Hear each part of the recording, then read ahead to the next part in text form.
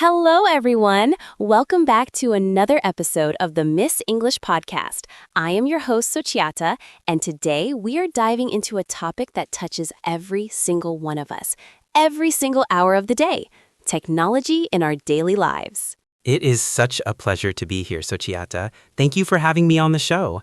Technology is such a massive ocean to swim in, isn't it? I am excited to dive deep with you today. It really is.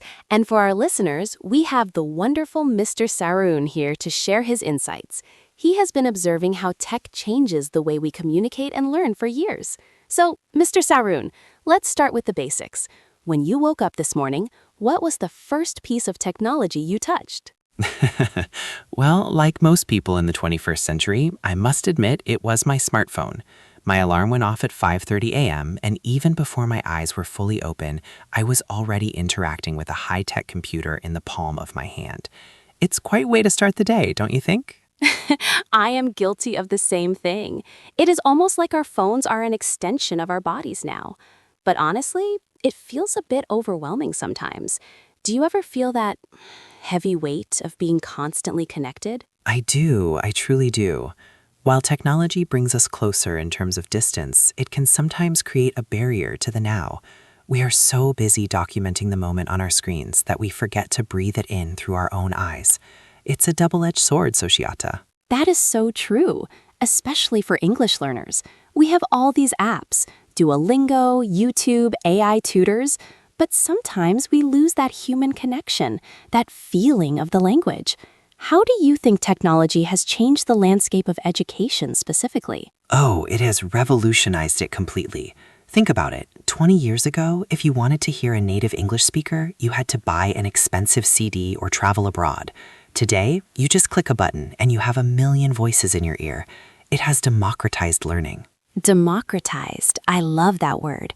It means everyone has a chance now. But wait, what about artificial intelligence? Everyone is talking about ChatGPT and AI writing tools. Does that make you worried or excited? It makes me cautiously optimistic. AI is a tool, like a hammer. You can build a house with it, or you can break a window. If we use AI to help us understand complex grammar or generate ideas, it's brilliant. But if we use it to stop thinking, that is where the danger lies. Exactly. I always tell my students, use AI as a coach, not as your brain. I remember the first time I used a translation app, I was so amazed. But then I realized I wasn't remembering any of the words myself because the app was doing the work for me. That is the lazy brain trap. We have to stay active. Technology should be the wind beneath our wings, not the engine that drives us while we sleep. We still need that struggle, that effort to truly learn and grow. Let's talk about the emotional side of tech. Do you think technology makes us lonelier? We have thousands of friends on social media, but how many of them would we call if we were sad at 2 a.m.? That is a profound question. There is a specific kind of loneliness that comes from scrolling through a feed of perfect lives.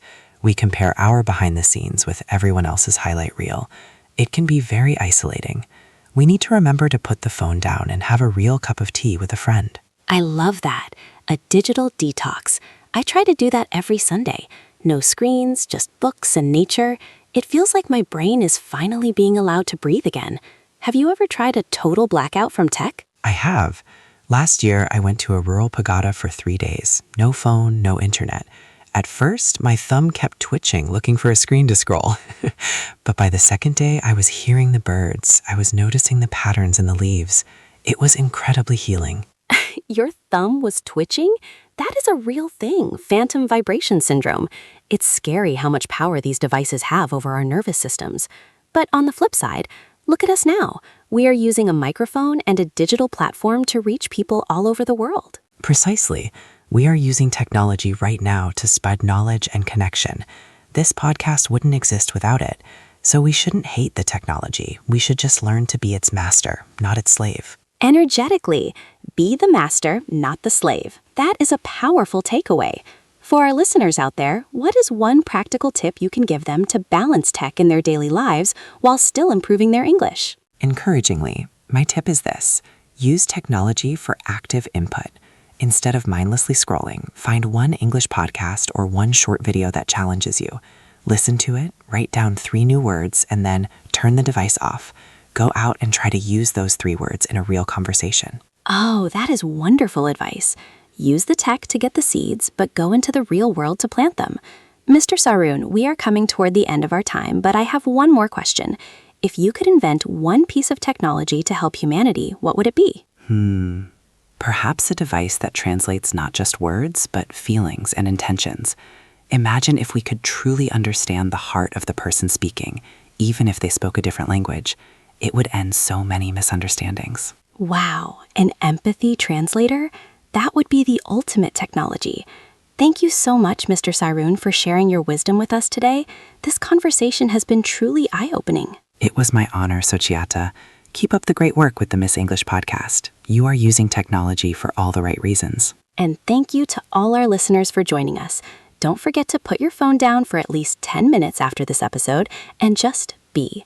Until next time, keep learning, keep growing, and keep feeling. This is Sochiata, signing off.